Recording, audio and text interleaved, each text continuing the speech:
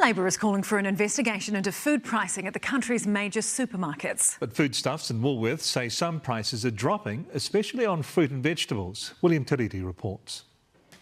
Despite a recent announcement that some fruit and vegetables are getting cheaper, shoppers we spoke to in Wellington weren't convinced. Have you noticed any difference? No, none at all. I wish it was cheaper. Still very expensive. My parents and family and friends are still going down to the vegetable market on a Sunday just to get cheaper veggies. No way, that's rubbish. It's way more expensive.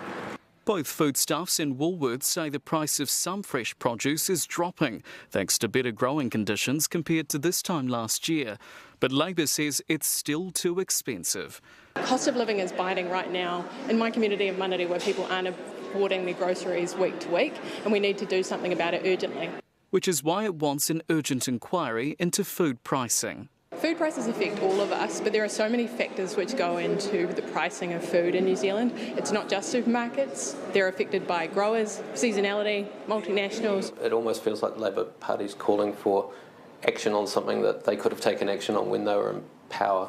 Several investigations have already been done into our grocery sector, but the Commerce Commission's yet to release its findings on the actual profitability of our supermarkets. I think every New Zealander knows they're paying too much at the supermarket at the moment, anecdotally, but we need the hard data to back that up so that we can make good decisions. This is the right time to do it.